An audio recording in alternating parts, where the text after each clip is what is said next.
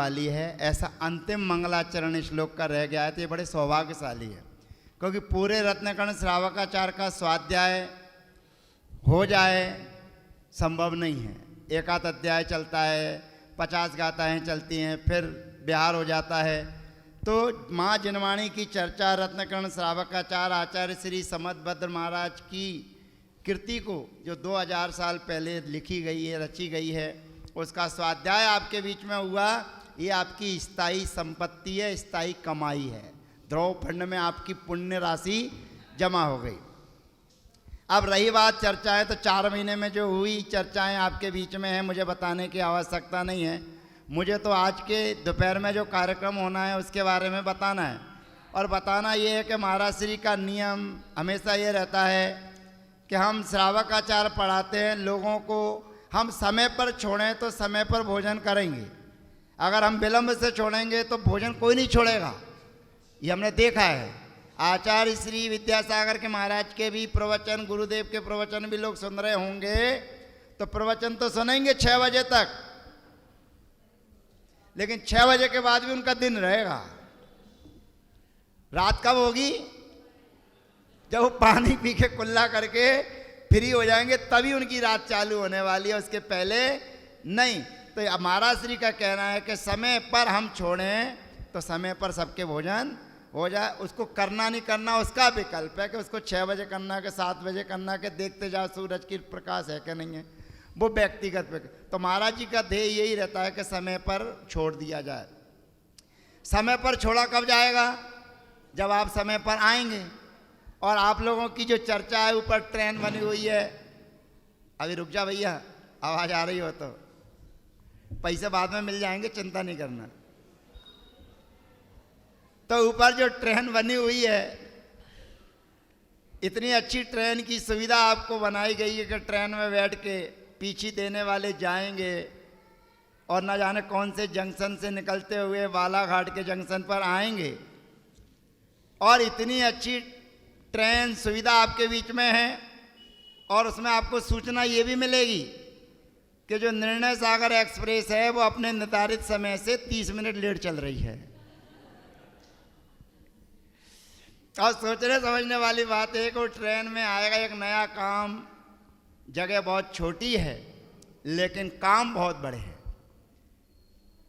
कोई सहज नहीं है पटरी बिछाना, सहज नहीं है ट्रेन बनाना।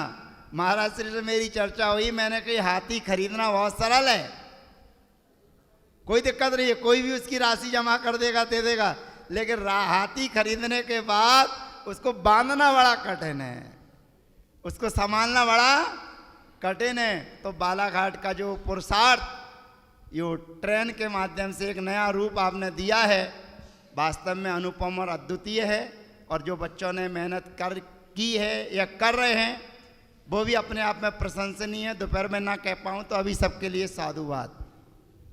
अब चर्चा ये है कि 4 कार्यक्रम होना है। हमारे अध्यक्ष जी ने हमें समाचार दिया है, महिला मंडल का, बहुमंडल का, बच्चियों का और पाठशाला के बच्चों का। तो ये चारों के कार्यक्रम तो हमें कराना ही कराना है, लेकिन कराना है कि समय पर आप आ जाएं। तो अगर इसमें किसी का छूट जाए तो मुझे क्षमा करना। 12:30 बजे आपको मंदिर से पीछे लेकर आना है, माने आना है। 12:30 बजे आप चलोगे तब यहाँ तक आते आपकी जो ट्रेन का समय लिखा हुआ है उस ट्रेन चालू हो सकती है, नहीं तो रिकॉर्डिंग में सुनोगे आपके आधा घंटा विलम्ब से चालू है। और उसके बाद ध्यान रखना, विलम्ब से ट्रेन भले ही चालू हो लेकिन छूटेगी समय पर, बीच में कवर कर लेगी, वो फास्ट भगेगी। तो ऐसी चलती हुई चारों जो प्रोग्राम दे रहे हैं वो अपने अच्छी प्रस्तुति समय पर रहें, समय पर उपस्थित हों। और आज कुछ नया आपको मिलेगा और फिर आप निवेदन करेंगे महाराज श्री ठंड इस बार जल्दी आ गई है। ठंड इस बार लग रही है कि नहीं लग रही है? महाराज जी ने कहा कि हमारे पास में सो। हम तो रोज जब आते थे तो कमरे में सो जाते थे, वैसे जब गर्मी थी तो बाहर सो जाते थे। पिछली बार आए थे तो कमरे में सो गए थे, कल भी सोने का विचार था कमरे में सो जाएं। महाराज जी ने कही यहीं सो।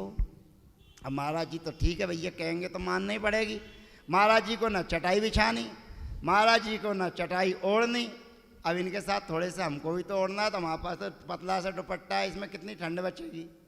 तो सोए तो रात को ठंड तो लगी है, कोई बात नहीं, निर्जरा का साधन बनता है।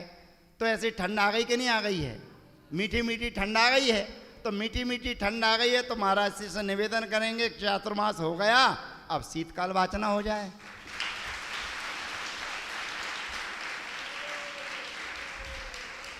तो कहाँ ठंड में आप बिहार करते फिरोगे, लोगों को परेशान करोगे। इसलिए जहाँ आराम से आपकी व्यवस्था है, बस ये बड़े से हॉल की जगह कमरे में आ जाना।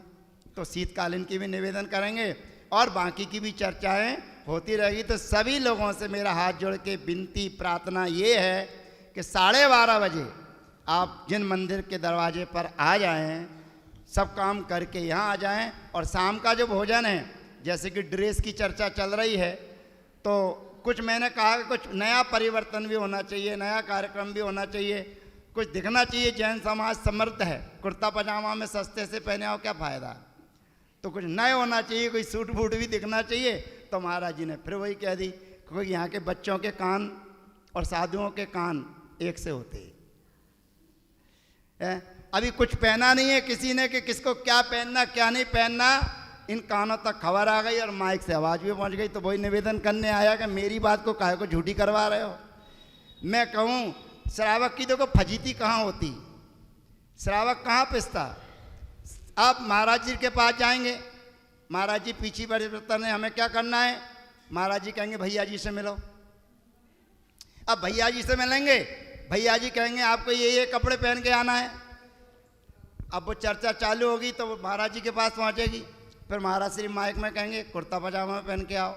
अब श्रावक महाराज जी की बात माने कि हमारी बात है, तो फंसा कौन, फजीती श्रावक क्यों नहीं। महाराज श्री की बात नहीं माने तो अवेलना, और महाराज श्री ने कहा भैया जी से मिलो, भैया जी जैसा कहे वैसा करो। तो दोनों में ही महाराज जी की बात है, पर एक डायरेक्ट और एक इनडायरेक्ट है। महाराज श्री कहेंगे बैठ के ही भोजन करो, बैठ के भोजन कराओ। अब बैठ के भोजन करने के लिए आज घुटनों की बीमारी है, बैठने की परेशानी है, धरती में वो इतनी देर बैठेगा कहाँ से। और मान के चलो खाना खाने वाला धरती में बैठ भी जाए तो परसने वाला टेढ़ा हो के उसकी कमर में दर्द हो जाएगा, नहीं होना होगा तो उसकी कमर में दर्द हो जाएगा, तो 2-4 लोगों को दिक्कत परेशानी हो जाएगी। तो फिर महाराज श्री से निवेदन किया कि आप तो केवल बता दो कि अच्छाई किस में है, अच्छाई किस में है, श्रेष्ठता किस में है। जिसके घुटने में तकलीफ है उसको मना नहीं है, मगर क्या तो जिसको तकलीफ है वो तो जगह मिल नहीं पाती, सामान लोग बैठ जाते हैं। इसलिए ऐसा नहीं, आप जिसको बीमारी है उनको कुर्सी टेबल उपलब्ध कराओ, बाकी लोगों को नहीं। उसमें थोड़ी सी सुख सुविधा ये रहे। चलो कि आप आज की जय। आज की प्रथम जिज्ञासा लेकर आ रही हैं श्रीमती आशा डेवड़िया, उसके पश्चात श्रीमान संदीप जैन तैयार रहेंगे। गुरुवर, एक ऑनलाइन प्रश्न आया है, हमारे बीच श्रावक श्रेष्ठी पधारे हैं श्रीमान प्रकाश चंद जी जैन कोतमा वाले पीकू भैया। उनका एक प्रश्न है, उन्होंने उनकी जिज्ञासा है, उन्होंने पूछा है चिंतन और मनन में क्या अंतर है। देखो, सामान्य पर्याय वाची नाम मनन है।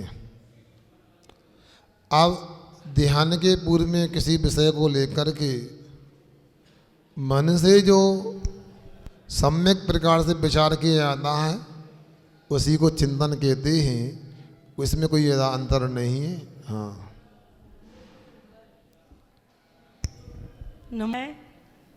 यदि हमने तीर्थंकर प्रकृति का बंध नहीं बांधा और 16 कारण भावना नहीं भाई, तो मोक्ष जाने का और कोई साधन नहीं है। देखो ऐसा है, तीर्थंकर प्रकृति का बंद करने वाले ही मोक्ष जाते हैं, केवली अनेक प्रकार के होते हैं। तीर्थंकर केवली, सामान्य केवली, मोक्ष केवली, उपसर्ग केवली, अंतकृत केवली, अंत है। इसके बाद में समुद्घात केवली, अनबद्ध केवली। इसलिए मोक्ष जाने में किसी को बाधा नहीं है, तीर्थंकर प्रकृति का बंध हो या ना हो। आगे महाराज जी, अन्य महावीर स्वामी की अल्प आयु रही और अन्य तीर्थंकरों की अधिक आयु क्यों रही? अब ये भैया ने महावीर स्वामी की आयु अल्प रही, अल्पायु नहीं, अल्पायु का मतलब होता है अंतन मूर्त में ही मरण हो जाना, मगर 72 वर्ष की आयु पूर्ण आयु मानी जाती है। ये प्रकृति का नियम है। अब सर्वणी काल है, आगे आगे आयु घटती जाएगी। छठे काल में 20 वर्ष की आयु रह जाएगी, एक हाथ का शरीर रह जाएगा। इसलिए आयु कम तो थी किंतु महावीर स्वामी की आयु अल्प आयु नहीं थी। सम्यक दृष्टि को कभी भी अल्प आयु नहीं मिलती, ये ध्यान रखना चाहिए। हो गया। आज बहुत ही हमारे परम सौभाग्य का विषय है कि मुनिश्री के पिछी पर मिलने वाला है। जो पुण्यात्मा होंगे आज, जिनके पुण्य बहुत तेज होंगे, उनको आज मुनिश्री की और छुल्लक महाराज जी की पिछी मिलेगी और देने का भी उनको सौभाग्य मिलेगा। और इसी भव्य कार्यक्रम के लिए हमारे अनेक नगरों से, मध्य प्रदेश से बहुत सारे नगरों से श्रावकगण उपस्थित हुए हैं। मैं निवेदन करता हूं कि वे आएं और मुनिश्री को शास्त्र भेंट कर दोपहर में कर लेना अच्छे से, समय हो जाएगा। चलिए, दोपहर को ये शास्त्र भेंट का कार्य। मस्तक सदा देवते दो हे जनवाणी भारती तो जबोधने जो तेरी शरणा गई सो पावे सक्षेन दे बजो अरे अंत को गुरु से बांधर ग्रंथ दया धर्म पाल सदा यही मोक्ष का बन।